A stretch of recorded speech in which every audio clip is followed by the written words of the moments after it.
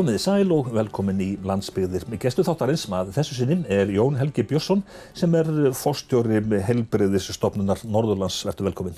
Já, takk. Heilbrigðisstofnun Norðurlands, þetta ekki gamalt fyrirtæki og varð til með samruna fjölmargra heilbrigðisstofnana á Norðurlandi. Já, það voru 6 heilbrigðisstofnanir sem sameinuðust í Heilbrigðisstofnun Norðurlands 2014, þannig að bráðum hún orðin 4 ára, eða væntanlega orðin 4 ára stofnun. Þetta sem sagt þetta eru 6 starfsstöðvar. Já, þetta í rauninni starfsvæðið nær bara frá Blönduósi að Þórshöfn og það eru reyndar held ég 17 starfsstöðvar hjá okkur. Þannig að það langt á milli. Já, það langt á milli. Ég man rétt að það voru 400 kilometrar á milli Þórshafnar og Blönduóss.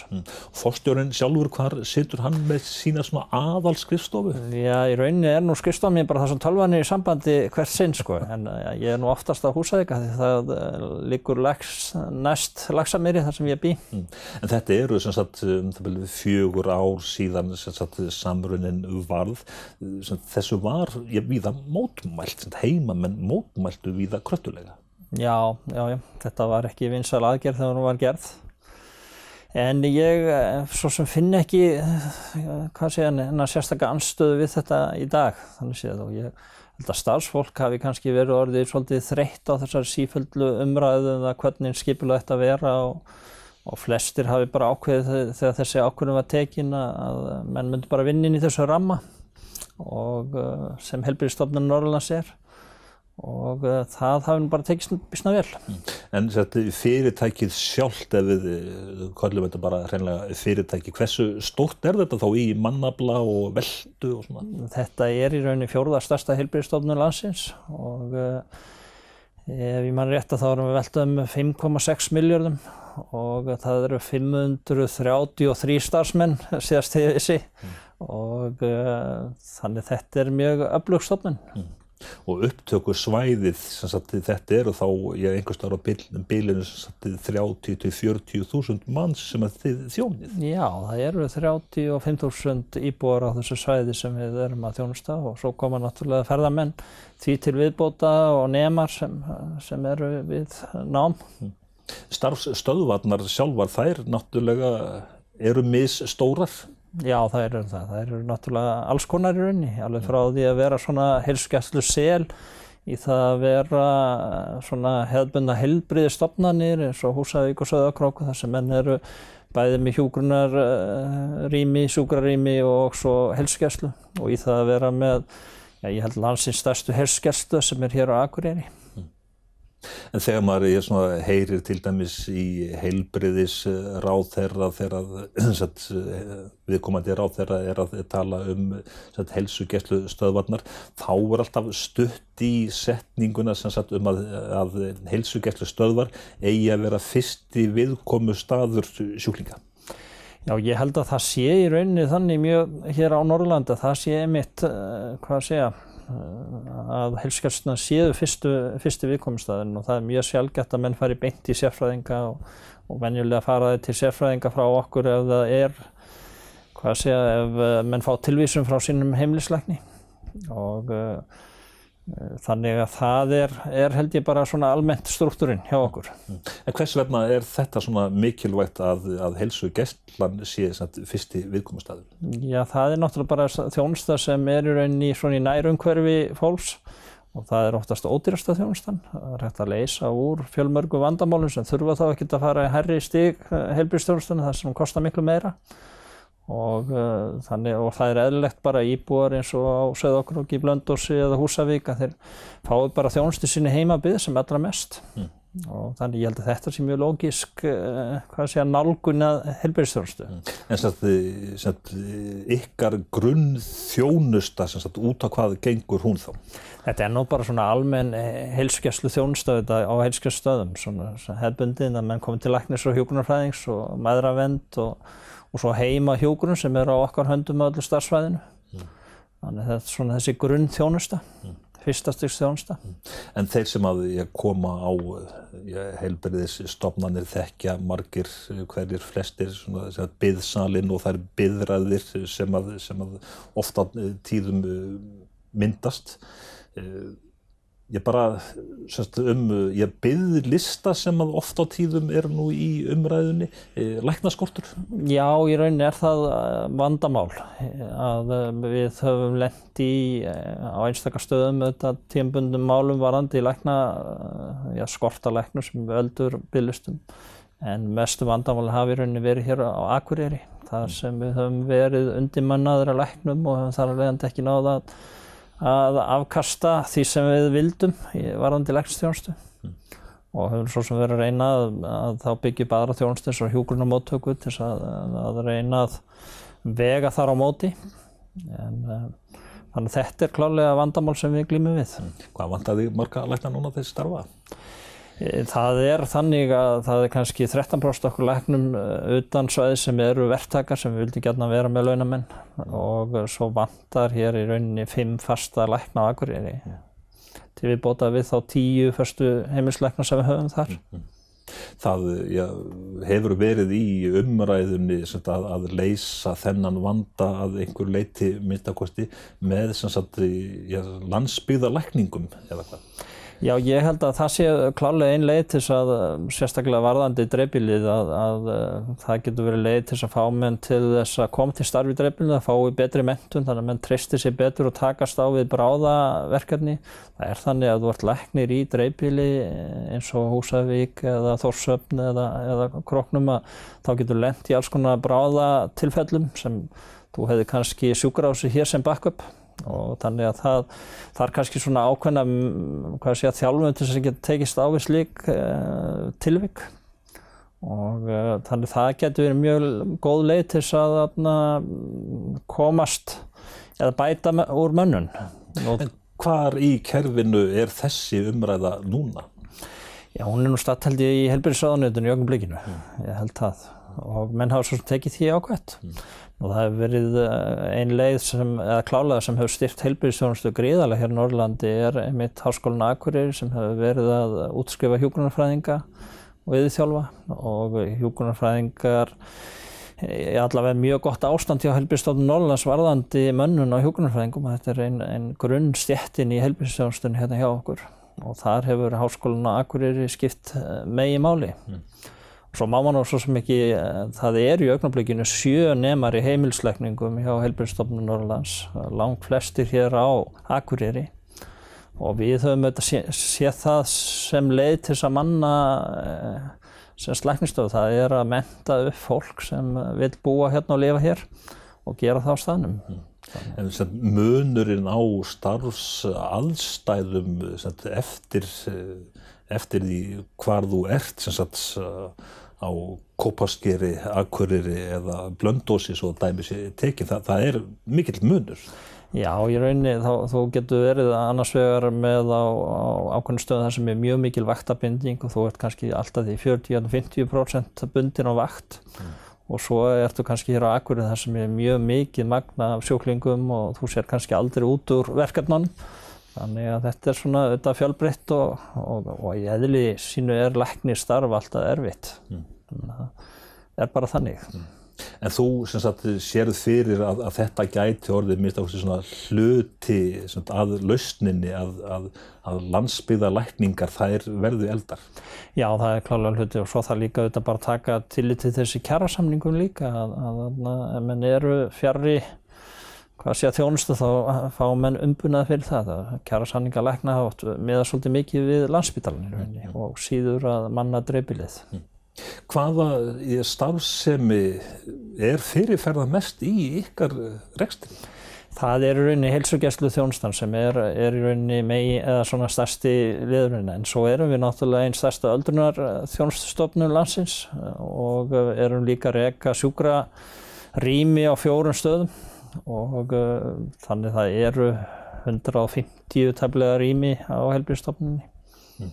Þannig þetta svona og við sjáum til dæmis á stöðum eins og Húsavík og Króknum og í Fjallabyggð og Blönduósi, þar erum við svolítið svona þessa hefðbundnu heilbrigðisstofnun þar sem þú hefur bæði heilsugæsluna, hjúkrunarrýmin og sjúkrarýmin og læknar og annað starfsfólk þarf í rauninni að spila eða fylgja þá kannski sjúklingnum alveg, getum orðað þannig, sem mörguleyti mjög svona skemmtilegt form á þjónustu.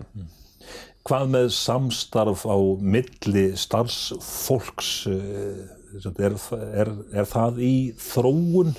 Já. Er Blönduós að tala við Húsavík og svo framvegis? Já, klárlega er það þannig, en það er kannski ekki mikið tilflutning starfsfólks á milli staða. Það er frekar sjaldgæft og fáir sem er í þannig verkefnum, en það sem kom kannski óvart að kannski höfðu menn væntingar einhver hagræðing við sameininguna sem í rauninni ekki.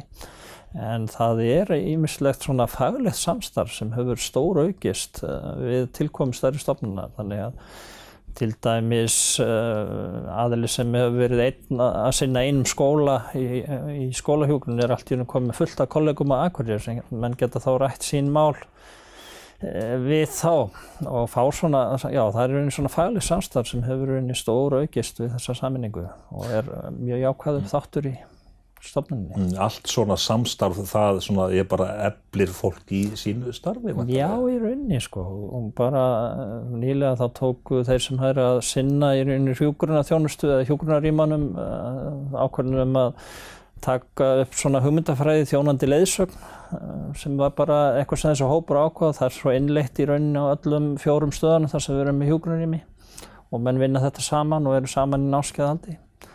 Þannig að þetta er almennt bara mjög jákvætt. En heilbrigðisþjónusta er á margan hátt mikið svona samstarf og samspil margra þátta. Þú talaðir áðan mikilvægi háskólans á Akureyri. Hvað með til dæmis samstarf við háskólasamfélagið og bara aðrar heilbrigðisstofnanir landsins? Já, ég held að það sé nú bara í sjálf sér í góðu, frekar góðu formi, við getum orðað þannig og ég held að við eigum allavega mjög gott samstarf við Sjúkrahúsið á Akureyri og það hefur verið farsælt og virðist renna ljúflega og sama með háskólann hérna á Akureyri.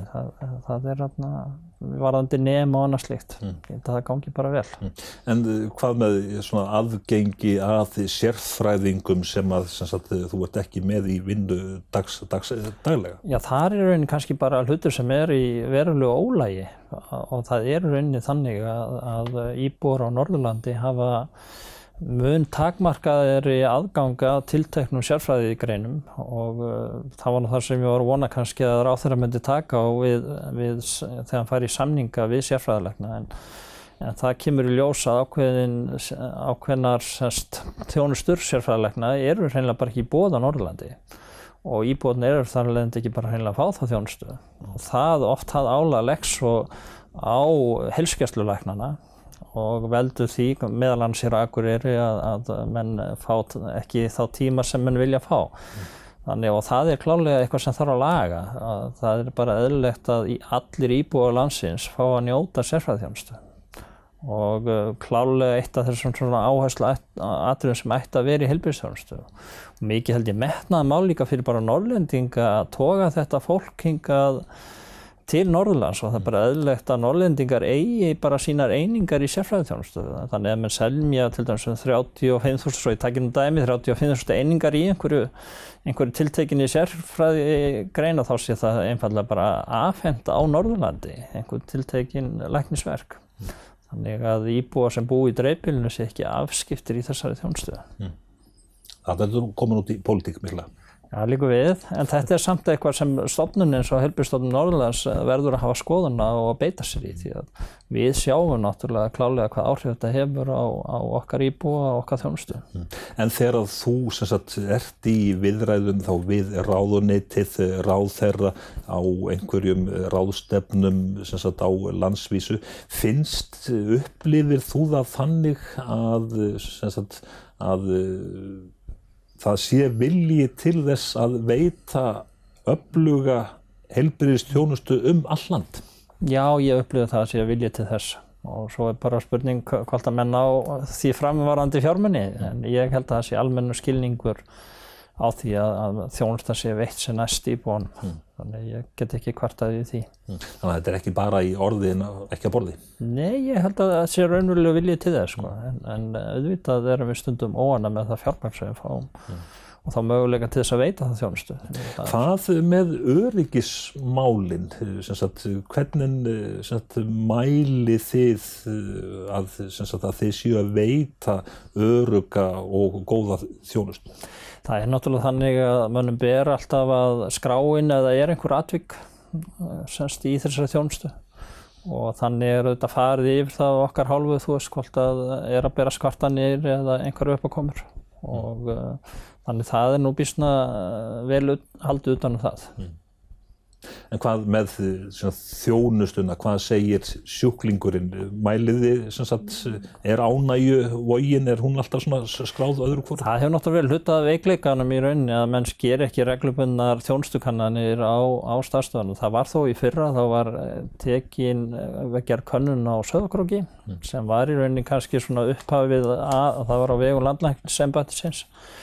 Og þar ætluðu menn í rauninni að kanna það hvort að svo aðferð sem menn voru að beita þar geti nýst á aðrar starfsstöðvar. Og þannig að það væri mjög æskilegt að gera það árlega í rauninni. Þess að kanna í rauninni hvernig menn líka þjónustan. Þannig að það væri, klárlega jákvætt að bæta því við.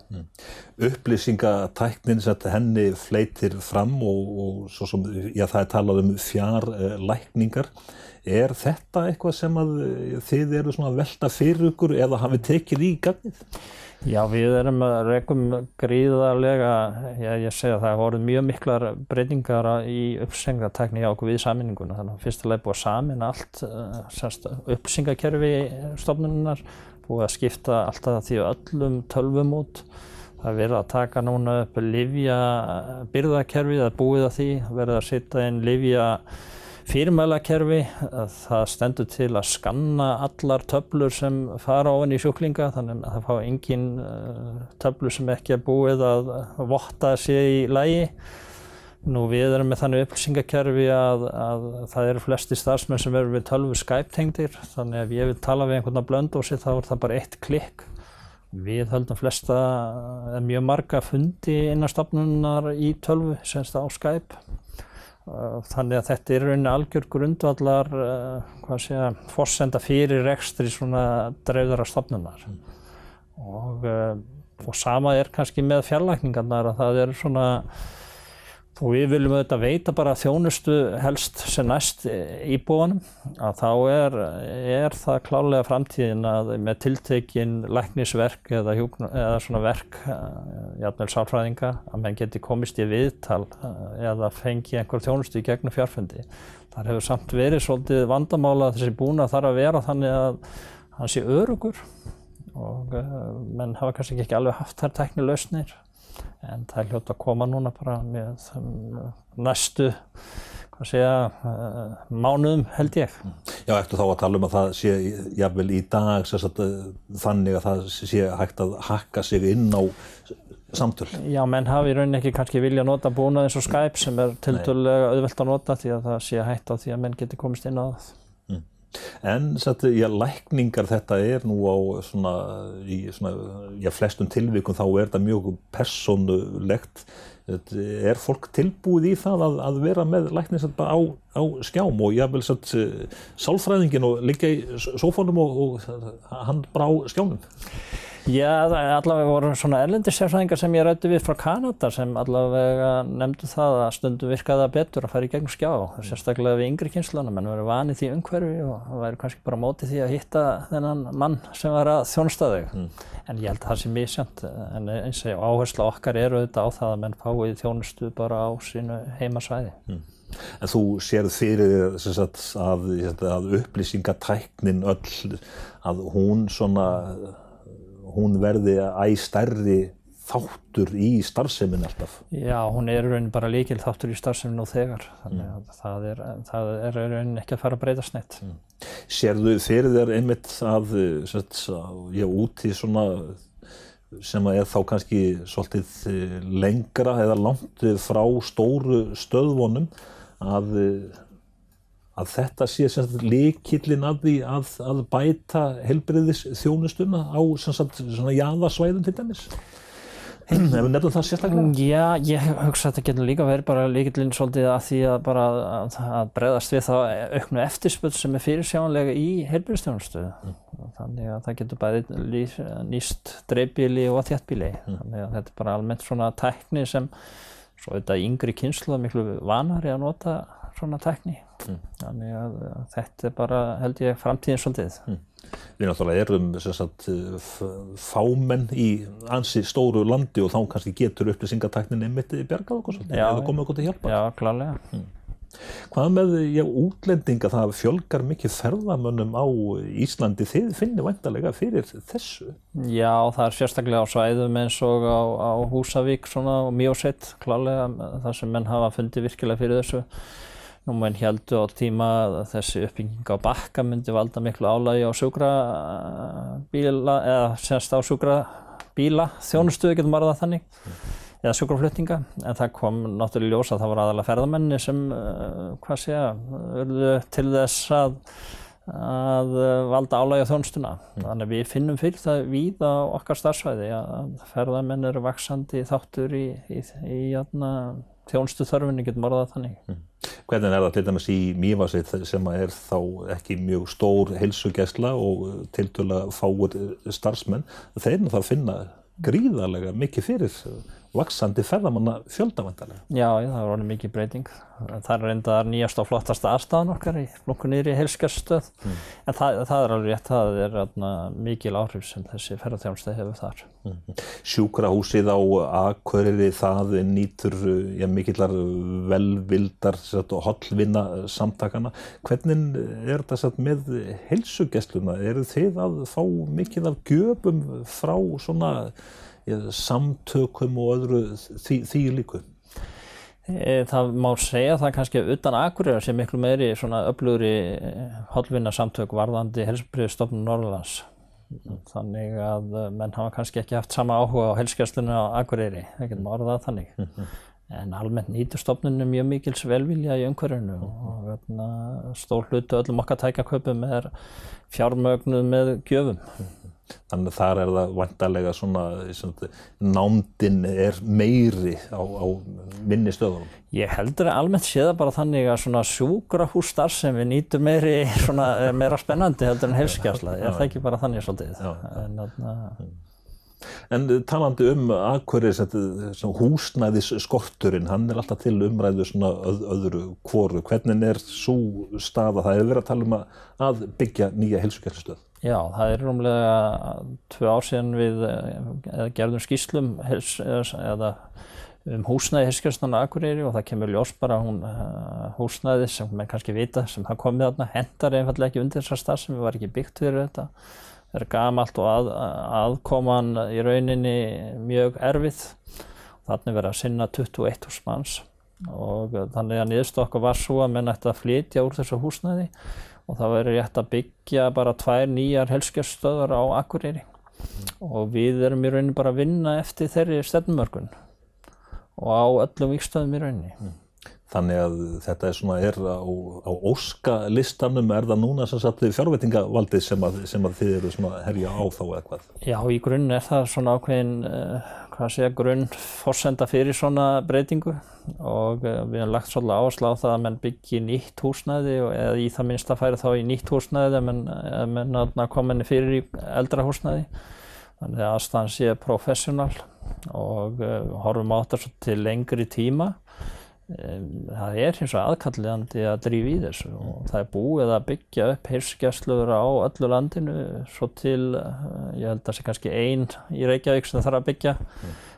Þannig að ég held að það sé bara komin tími á Akureyri og þetta er búið að vera allt og lengi í þessu gamla úrsigengna húsnæði. En af hverju þarf 2 í 18 manna bæ? Já, það er þannig að það er verið að sinna þarna 21.000 mann sem horfir á sveitirnar í kring og það er líka þannig að við erum að sjá íbúðaþróun þar sem þessi stöð geti verið að kannski á næstu 15 árum að sinna 25.000 manns. Þannig að menn er að meta það 10 til 12.000, 13.000 manns sé kannski það sem er eðlilegt að hver heilbrigðisstofnun, heilsugæslustöð sé að sinna. og það sé ekki heppilegt að hafa þetta á of stóra einingar. Líka að færa þetta nær íbúunum þannig að stöðvarnar séu í rauninni nær stöðum þar sem fólk býr á og við erum einmitt í vinnu með bænum núna erum að hefja þannig að finna heppilega staðsetningar á Akureyri fyrir 2 heilsugæslustöðvar. Hvenær svona þinn óskalisti svona bjartsýnis spáin, hvenær verða þá fyrstu skóflustungur teknar? Ég þori nú ekki að fara með það, en það væri náttúrulega eins og er mjög æskilegt að menn færi að byrja á annarri eftir 1 til 2 ár. Það var núna í fréttum daginn breytingar á vaktafyrirkomulagi milli heilsugæslunnar og sjúkrahússins á Akureyri. Í hverju felast þær? Ja, það rauninni, menn voru með samstarf á milli sjúkrahússins og heilsugæslustöðvarinnar móttöku á kvöldin og helgar og þegar þetta var sett á þá voru þetta til dæmis fáir sem voru að nota þessa þjónustu en það hefur orðið þannig að það er orðið það margir sem er að sinna sem er að koma í þessa tíma að við töldum það skynsamlegt að kippa þessu bara yfir á heilsugæslustöðina og auka framboðið í rauninni á þessari þjónustu til þess í sömu leyti að bregðast við þessum kannski vanda sem við vorum í varðandi læknamennina og reyna að bæta þjónustuna. Og þannig erum við líka svolítið að skera á milli annars grunnþjónustu og hins vegar svona sérhæfðara þjónustu sem við teljum bara eðlilegt. En ykkar takmark væntanlega er að veita sem besta þjónustu. Þetta eru þó nokkuð miklar upphæðir sem að þú ert að velta á hverju ári. Svona þegar fjárlögin koma út, ert að fá nóg? Nei, í rauninni voru þessi fjárlög sem komu núna fram vonbrigði. Á sama tíma menn er að auka í rauninni fjárframlög til kerfisins, þá er Heilbrigðisstofnun Norðurlands í rauninni ekki að fá neina aukningu frá loka fjárlögum síðasta árs sem eru mikil vonbrigði. Og við höfum líka verið með það að voru gerð ákveðin mistök við stofnunina því leyti að launin á heilsugæslunni Akureyri voru færð sem annar kostnaður. Það komu engar launabætur á þau laun í 4 ár sem þýddi það að það voru dregnar saman fjárveitingar til stofnunarinnar 100 milljónir og þetta er eitthvað sem við erum að berjast fyrir að fá leiðrétt í þessum fjárlögum og teljum nauðsynlegt til að styrkja fjárhag stofnunarinnar. Nú það er þó einn þáttur í fjárlögunum sem er jákvæður, það er lagt þarna 650 milljónir til aukinna geðþjónustu og við höfum mikla vilja til þess að koma upp geðþjónustu teymi hér á Norðurlandi sem er svona kannski annars stigs þjónusta og erum að sækja það til ráðuneytisins og fá fjármögnun til þess. Ég held að það getur reyndar svona ef maður talar tækifærin í fjárlagafrumvarpinu þá er það klárlega þar. Þannig að þú sérð áframhaldandi uppbyggingu fyrir þér? Já, í rauninni og þetta er bara býsna öflug stofnun. Jón Helgi Björnsson, forstjóri Heilbrigðisstofnunar Norðurlands, þakka þér fyrir komuna og spjallið. Já, takk hérlega.